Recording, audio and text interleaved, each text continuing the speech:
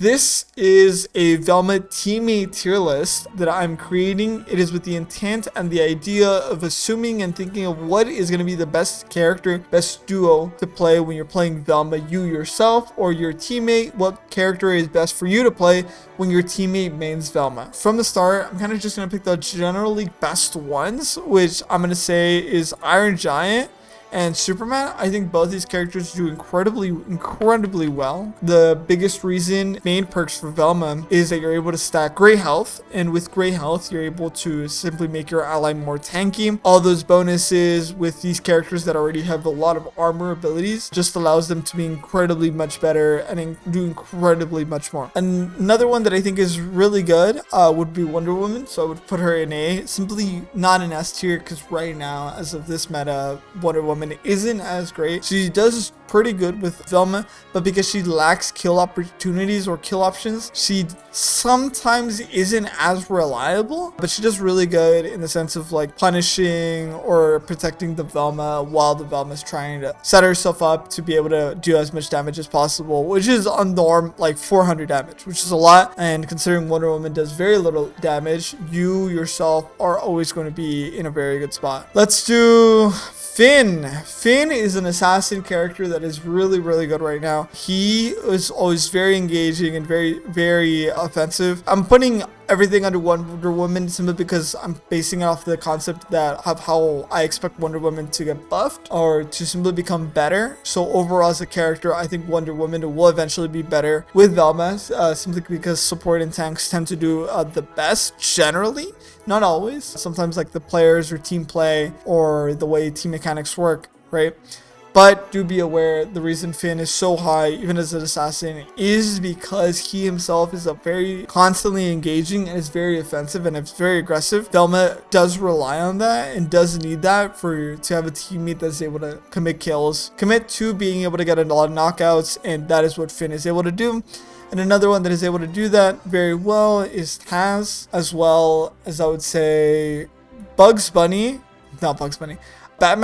and Lebron. Characters that I think aren't as good with Velma are probably going to be Bugs Bunny and Tom and Jerry. They can be good, right? They can be good, but it'll be harder to play with them because when you're playing with casters on your team, you're generally playing with them to kind of do the same thing. You both are running away. You both are playing ranged spaces. If you're playing in that aspect or in that habit, you both are going to be constantly be making that scenario where you're going to be chased down. And as Velma, when you're trying to use your megaphone, which takes about 1.5 seconds, I believe. It's relatively long, but which takes a bit of time. You want to be in the safe space to be able to do that, or you don't want to have to be in a committal situation, and you want your teammate, you want to keep empowering your teammate as a support, and you're not able to do that, and you kind of just have to play like kind of this mage or bruiser Velma when you're playing with casters. And in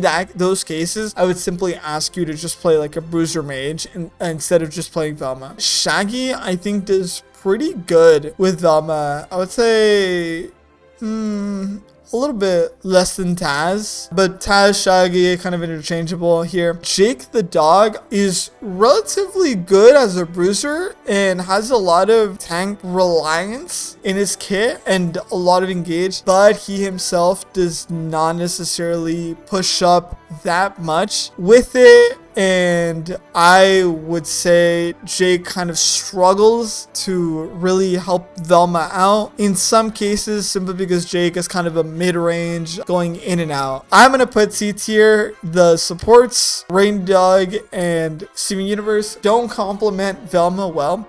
If you play Rain Dog and Velma together, you are not killing until 150. If you play Steven Universe, you may be able to get earlier kills, but that is because Steven Universe has to commit to killing as many people as possible with his sub special, side special, off stage. That is the only way you guys are going to be doing really well. And other than that, if you guys are not committing to a lot of kills, you're only going to be doing a ton of DPS, because that's what Velma and Rain Dog would be doing, a ton of DPS, and you're just not going to be able to do as much as you would want to do, right? Because you can't kill them until they're at 150 unless they're like low weights, which most people are not playing right now. There is so so little amount of time that I've played with Garnet, almost no one plays Garnet. So no matter how much I play random, Garnet is rarely ever in my games. But I would assume Garnet kind of plays a little bit better than Batman, simply because she's a little bit more tank. I think she's not in the best spot. She's not that strong, so it's hard to put her anywhere above that. Arya jumps around a lot. I would say she's kind of like a B tier, simply B low A when it comes to like teammate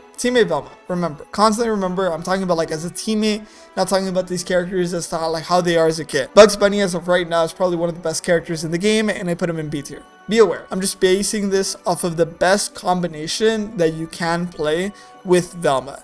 Do be aware, do be considerate of when you're looking at this tier list. Arya is really good at chasing down and running at the opponent, being aggressive, but the reason that she doesn't do that well with Velma is because she is not tanky at all. So in some cases, she'll run back and you will be left alone, or in some cases she'll run off stage, she'll be killing overhead or top of stage, right? And you will not have anyone to help you out. So Arya herself is kind of just actually playing as an assassin, and that's another reason that I'm going to just put Harley right next to her. Both these characters are kind of just playing as an assassins, so they're going in and out, in and out, in and out, right? And because of that, sometimes you will be put in those cases where they kind of just run back to you and you're kind of like, wait, no, you know, and then as Velma, you're going to be suffering because you have to now play in a bruiser concept or in a bruiser aspect. Does that mean I'm only going to be playing Velma ranged? No, absolutely need not just play Velma ranged, but Velma has a lot of identity when you are playing Velma at a ranged case and then running in, doing as much damage, or simply being able to spike. Other than that, that is my tier list for Velma. As for teammates for Velma, if you disagree or agree with me, feel more than happy to tell me. As I constantly keep mentioning, this is not a character tier list. This is just a combo tier list of how these characters work with each other. Please bear with me and please understand that these are the characters who you want to be playing generally with Velma. Even if Velma is a high tier, you can play with anyone. These are the ones that are going to generally do best, except of course Wonder Woman in concept, because she is pretty low tier right now, but is expected to be improved.